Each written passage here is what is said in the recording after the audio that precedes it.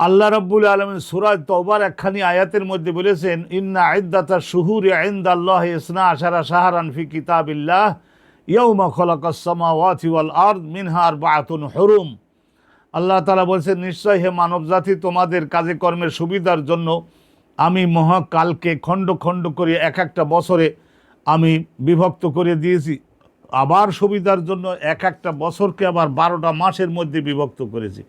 নিশ্চয়ই আল্লাহ রাব্বুল আলামিনের সংবিধানে একটা বছরের মধ্যে 12টা মাস আছে। এই 12টা মাসের মধ্যে আল্লাহ রাব্বুল আলামিন বলছে যে এটা ইয়াউমা খালাকাস সামাওয়াতি ওয়াল আরদ, আল্লাহ তাআলা আসমান জমিন সৃষ্টি সেই আদিকাল থেকে এটা আল্লাহর আইন, এটা আল্লাহর শাসন। আল্লাহ পাক রব্বুল আলামিন এই 12টা মাসের মধ্যে এই জগৎ গড়ে তোলবার জন্য 8টা মাসকে সাধারণ মাস বানিয়েছেন আর 4টা মাসকে বানিয়েছেন মহা হুরমাত বিশিষ্ট, মিনহা আরবাআতুন হুরুম। সেই মহা সম্মানিত মাস 4টা মাসের মধ্যে পাশাপাশি রসুলুল্লাহ নিজেই বলেছেন সালাসাতুন মুতাওয়ালিয়াত, 3টা মাসকে আল্লাহ রেখেছেন এই পাশাপাশি যে 3টা মাস, একটা হলো জেলকাদ, আর একটা হলো জেলহাজ, আর একটা হলো মুহাররম মাস। গোটা পৃথিবীর থেকে বিশ্বনবীর সবচাইতে বিশাল বড় আনুষ্ঠানিকতাপূর্ণ ইবাদত যেটা হজ, এই হজটার জন্য মিন আকতারিল আরদ কুল্লিহা বিন বাইদেহা ওয়াবিন কারিবেহা, নিকটের বহু দূরের সব এলাকার লোকেরা হজে যাবেন।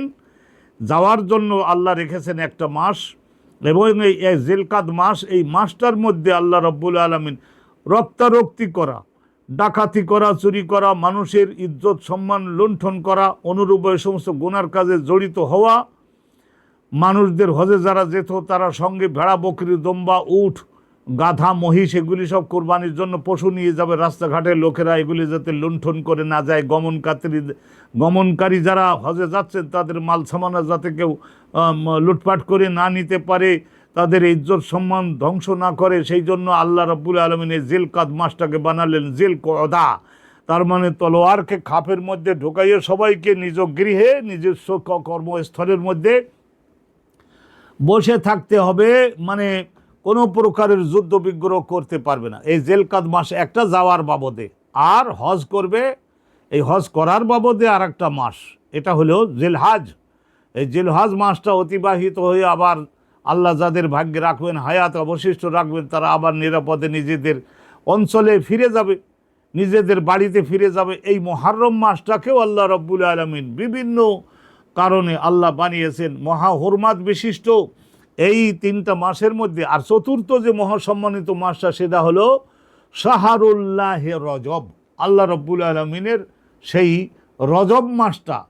এই রজব আল্লাহ নবী জানিয়েছেন রজবু শাহরুল্লাহে রজব, এই রজব মাসটাও আল্লাহ পাক রব্বুল আলামিনের মাস। সব মাস তো আল্লাহরই মাস, কিন্তু এই 4টা মাসের মধ্যে যদি কেউ কবিরা গুনাহের সঙ্গে জড়িত হয়ে মানুষদের ক্ষতি সাধন করে, জুলুম করে, তাহলে তার শাস্তিকে বহুগুণে আল্লাহ জগতে এবং পরকালে বাড়িয়ে দেন। আর এই 4টা মাসের মধ্যে যদি কেউ ইবাদত করে, আল্লাহর পছন্দের আমলগুলি যদি বেশি বেশি করে, তাহলে তাদেরকে আল্লাহ পাক রব্বুল আলামিন মহা সম্মানিত করেন, জগতেও করেন, পরকালেও করেন।